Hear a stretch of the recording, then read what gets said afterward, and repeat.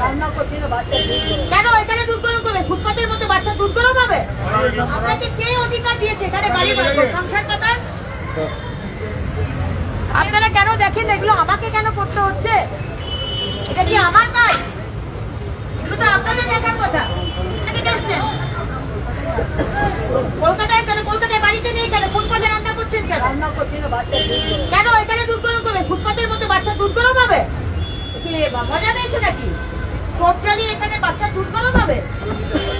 পার্কস্ট্রিটে? হ্যাঁ? কোথায় থাকেন আপনারা? এগুলো কি? কি এগুলো? কি হচ্ছে? কি হচ্ছে এগুলো? হ্যাঁ? এটা কি নতুন হয়েছে নাকি? নতুন করে রাখবেন? কি হচ্ছে? এটা কি সংসার পাতা হয়েছে নাকি? সংসার পাতার জায়গা? কি হচ্ছে এগুলো? আপনাকে কে অধিকার দিয়েছে এখানে গাড়ি সংসার পাতার? আপনারা কোথা থেকে এসছেন? বাড়ি কোথায়? বাড়ি কোথায়? হ্যাঁ, এখানে এসছেন কেন? হ্যাঁ,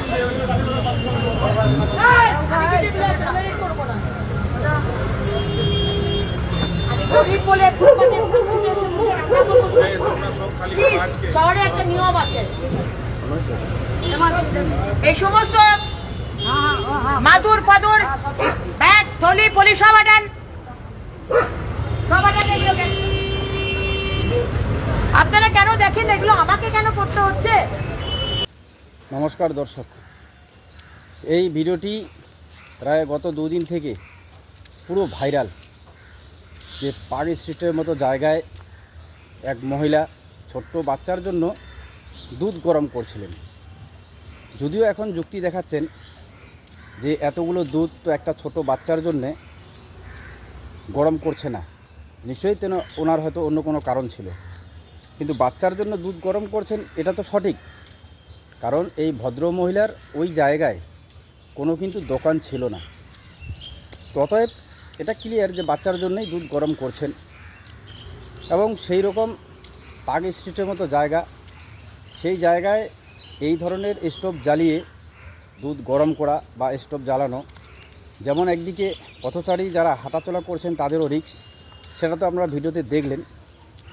এবং এই অগ্নিমিত্রা পালের এই যে ফুটপাতে একজন মা এইভাবে তিনি দুধ গরম করছেন বলে অগ্নিমিত্রা পালের যে অ্যাকশন, যে রিঅ্যাকশন বলা যেতে পারে, সেটা কিন্তু দেখার মতো, এবং যার জন্যই হয়তো এই ভিডিওটি পুরো ভাইরাল এবং নেট জুড়ে সমালোচনা চলছে। তবে এতটুকু বলা যেতেই পারে যে যেভাবে অগ্নিমিত্রা পাল মহাশয়া এইখানে অ্যাকশন নিলেন, সেটাতে একদিকে তো বিরোধীদের সমালোচনার মুখে তিনি পড়েছেন, আরেকদিকে যারা আমরা সোশ্যাল মিডিয়ায় কাজ করছি আমরাও কিন্তু কিছুটা হলেও সমালোচনা করছি। কারণ আজকে আমাদের পশ্চিমবঙ্গে যে বিজেপি ক্ষমতায় এসেছে, এই বিজেপি কিন্তু একা কারোর জন্য ক্ষমতায় আসেনি। আপনারা দেখবেন না যে তৃণমূল জামানায় একাধিক সোশ্যাল মিডিয়া ইউটিউবার বলুন, যারা সোশ্যাল মিডিয়ায় খবর করেন বা প্রতিবাদ করেন, একাধিক সোশ্যাল মিডিয়া ইউটিউবারদের তাদেরকে কিন্তু কেস দেওয়া হয়েছিল। কিন্তু সেই কেসের তোয়াক্কা না করেও প্রাণপণভাবে লড়াই চালিয়ে গিয়েছিলেন এই সোশ্যাল মিডিয়ার কিছু ইউটিউবার এবং কিছু কর্মী। তার সাথে সাথে সাধারণ মানুষ, সাধারণ বিজেপি কর্মীরা তারাও কিন্তু প্রতিবাদ করেছেন, এবং সকলের প্রচেষ্টায় আজকে কিন্তু এই দল ক্ষমতায় এসেছে এবং এখন মন্ত্রী হয়েছেন অগ্নিমিত্রা পাল মহাশয়, পুরমন্ত্রী। তো হ্যাঁ, আপনার দায়িত্ব আছে এবং আপনি যে কাজটা করছেন সেই কাজেও আমরা অনেকেই খুশি, কিন্তু আপনি আরেকটু শালীনতাভাবে, আরেকটু ভালোভাবে এই ভদ্র মহিলার সাথে কি কথা বলা যেত না? কারণ যেভাবে তিনি বাচ্চার জন্য দুধ গরম করছেন তিনি নিজেই বলছেন, এবং যেভাবে ভিডিও হচ্ছে আর আপনি যে ভাষায় বা যেভাবে রাগ দেখিয়ে ওনার সাথে কথাবার্তা বলছেন, সেটাতেই আপনার কিন্তু বিরোধিতা হচ্ছে। কারণ আপনি একজন মন্ত্রী, এবং মন্ত্রী হয়েও যদি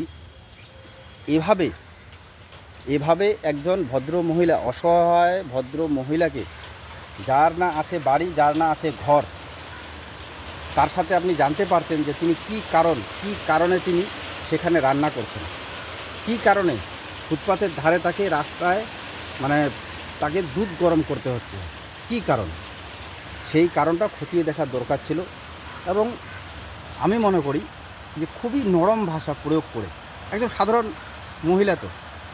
সাধারণ মহিলা তিনি তো কোথায় বলতে পারছিলেন না, তো একজন সাধারণ মহিলার সাথে এত চেঁচামেচি করে, তার সাথে সাথে আপনি ভালো করেই জানেন যে আপনি যেখানেই যাচ্ছেন সেখানেই এত ক্যামেরা, এত সোশ্যাল মিডিয়া, এবং আপনার নিজেরও ক্যামেরা সেখানে চলছে, কিন্তু তারপরেও আপনি সাধারণ মহিলার সাথে যেভাবে আচরণ করছেন, যেভাবে কথাবার্তা বলছেন, এটা কিন্তু বাংলার সাধারণ মানুষ থেকে শুরু করে আপনারা দেখবেন, আমরা যারা তৃণমূল জামানায় ভিডিও করেছি, তৃণমূল জামানার দুর্নীতি দেখিয়েছি, অপশাসন দেখিয়েছি, আমরাও কিন্তু এই ব্যাপারটা মেনে নিতে পারছি না।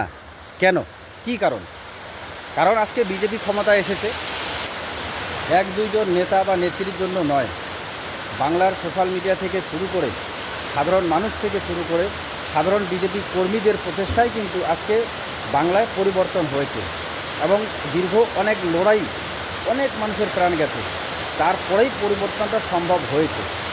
তো আজকের দিনে দাঁড়িয়ে এখন যদি আপনারা সাধারণ মানুষকেই, যারা ফুটপাতে আছেন, তাদেরকেই যদি এই ভাষায় মন্তব্য করেন, আর যেখানে পিছনে এত ক্যামেরা, সোশ্যাল মিডিয়ার সময় মুহূর্তের মধ্যে তার দিয়ে খবর ছড়িয়ে যাচ্ছে, কিন্তু তারপরেও আপনারা এই ভাষায় কথা বলছেন, আমার ব্যক্তিগত মত একটু শালীনতাভাবে বললেই হয়তো হয়ে যেত। কারণ সেই ফুটপাতে যিনি বসবাস করছেন অথবা রান্না করছেন, দুধ গরম করছেন, উনি কিন্তু সেরকম ধরনের ক্ষমতাশালী মহিলা নন। তো ওনাকে নর্মালভাবে বললেই কিন্তু উনি ওখান থেকে বেরিয়ে চলে যেতেন। এত চিৎকার চেঁচামেচি এখানে কিন্তু দরকার ছিল না। তো যাই হোক, এখন বাকিটা আপনারাও ভিডিও দেখলেন, আপনারাও আপনাদের ব্যক্তিগত মত অবশ্যই জানাবেন। তবে আমি বলবো যে আরও শালীনতাভাবে বলা যেতে পারতো কি না, অবশ্যই জানাবেন। ধন্যবাদ।